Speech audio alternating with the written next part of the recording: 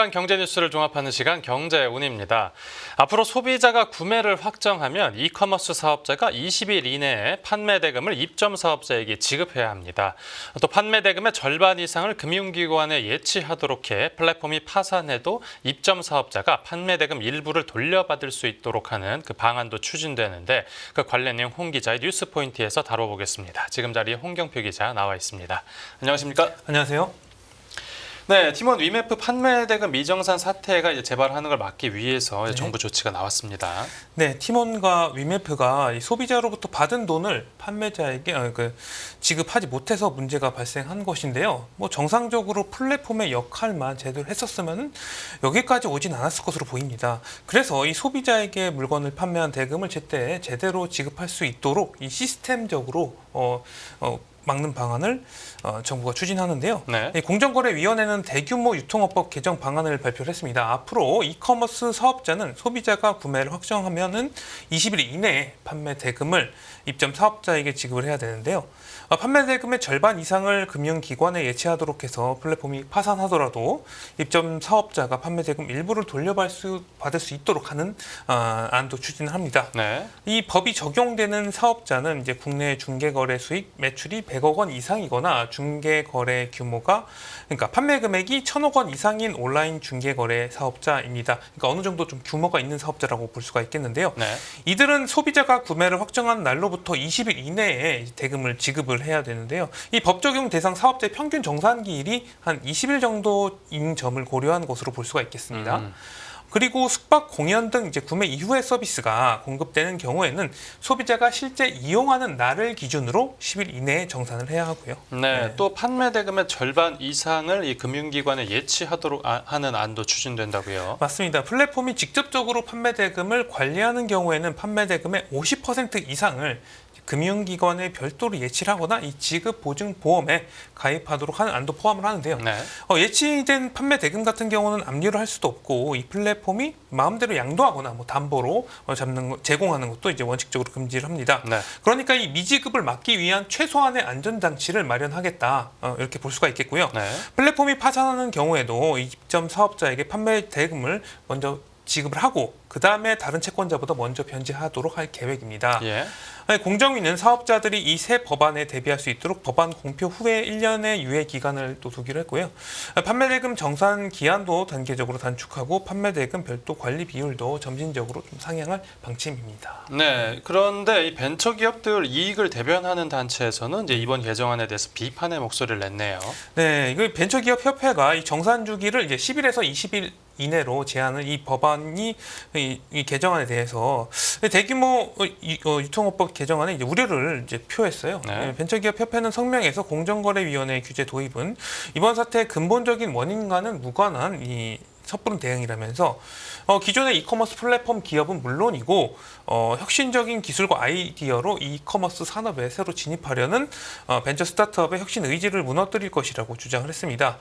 또 일정 규모 이상의 사업자를 한정해서 규제를 강화한다고 하더라도 중소 이커머스 기업 역시 이 강화된 규제의 잠재적인 대상이 된다. 그리고 업계 현황을 고려하지 않는 이 20일 이내에 과도한 정산 주기가 도입된다고 하면은 정상적인 사업 확장과 혁신을 추진하기 어려워진다면서 관련 산업 전체 줄 폐업으로도 이어질 수 있다. 이렇게 진단하기도 했습니다. 예. 그리고 판매 대금의 50%를 별도로 관리하는 것에 대해서도 이 기업의 자율성을 정면으로 져야 한다. 이에 따라서 이제 자금 경쟁과 유동성 악화를 또 유발할 수 있다고 비판을 했어요. 네. 벤처기업협회는 업계 현황과 실태 파악을 기반으로 현재 대조 내에서 제재 수단을 마련하는 등 집행의 실효성을 확보해야 된다 이렇게 촉구하게 됐습니다. 네, 알겠습니다. 유통업계 관련 내용 살펴봤고 다음 뉴스 보겠습니다. 네, 삼성전자 영국 퓨처 브랜드의 미래 기업 가치 큰 브랜드 1위로 선정. 이 삼성전자가 실적도 부진하고 주가도 많이 떨어지면서 고전하고 있는데 네. 그나마 위로가 될 만한 소식이 전해졌습니다. 네, 삼성전자가 영국 글로벌 브랜드 컨설팅 업체인 퓨처 브랜드가 선정한 미래 기업 가치가 큰 브랜드 1위에 올랐습니다. 퓨처 브랜드가 최근 발표한 미래 브랜드 지수 2024에서 삼성전자는 상위 100개 브랜드 중 1위에 꼽혔는데요. 2014년 첫 조사에서 5위로 출발한 삼성전자는 2020년에 3위까지 올랐는데 2022년 11위에 떨어졌습니다. 하지만 2023년 5위로 반등한 데 이어서 이번 조사에서는 1위를 기록했고요. 네, 이 브랜드 순위 평가 기준이 어떻게 됩니까? 이번 조사 기준은 브랜드 인식 강도를 기준으로 PwC 시가총액 상위 100개 기업을 대상으로 진행이 됐습니다. 네. 3,000명 이상의 전문가와의 인터뷰를 통해서 혁신과 진정성, 영감, 웰빙, 프리미엄 등 18가지 요소를 평가를 하고요. 네. 퓨처 브랜드는 삼성전자를 감성, 지능적 혁신 기업으로 규정을 했고요. 소비자에게 원활한 경험과 즐거움을 제공하면서 감성적인 연결을 만들어내는 능력을 높게 평가했습니다. 예.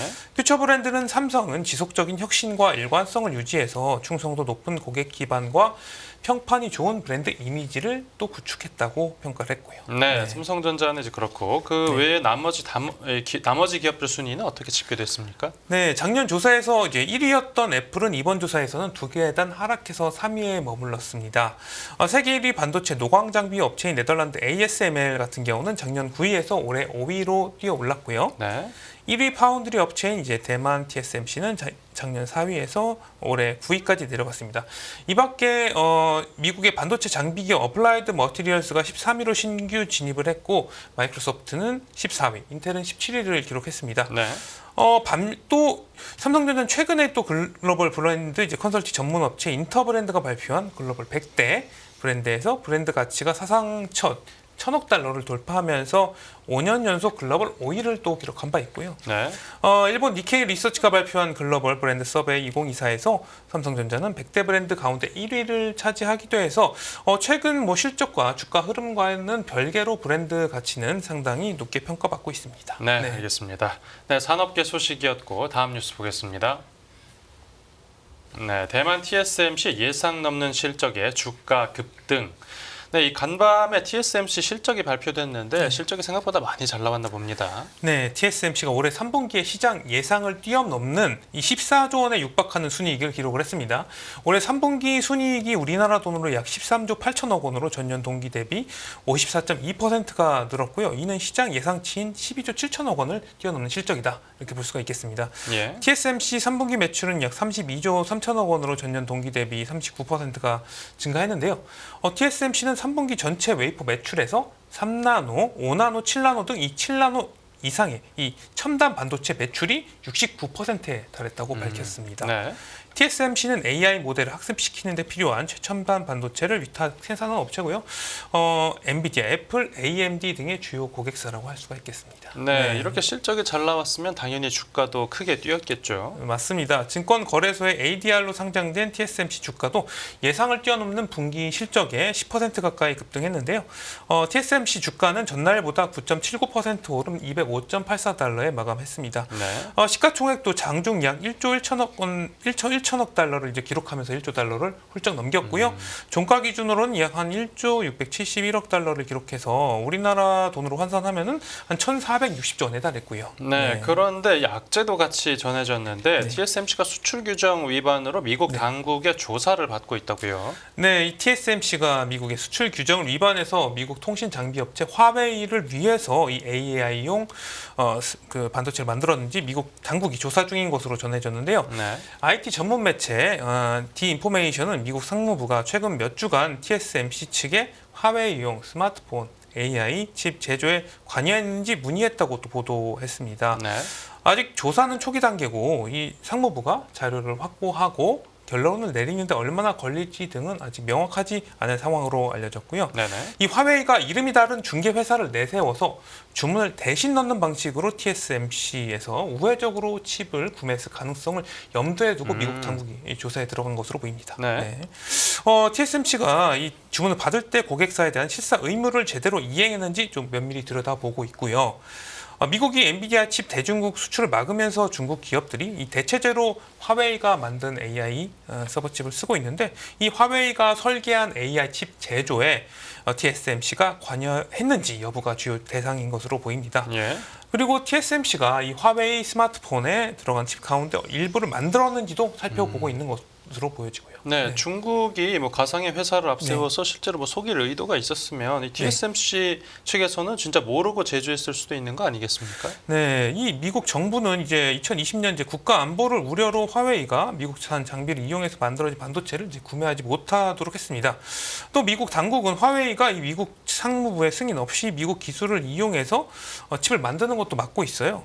TSMC는 이 반도체 제조를 위해서 미국 장비에 크게 의존하고 있고, 미국은 이제 고객사가 규정을 우회하는지 TSMC에 모니터링하도록 또 요구를 하고 있습니다. 네.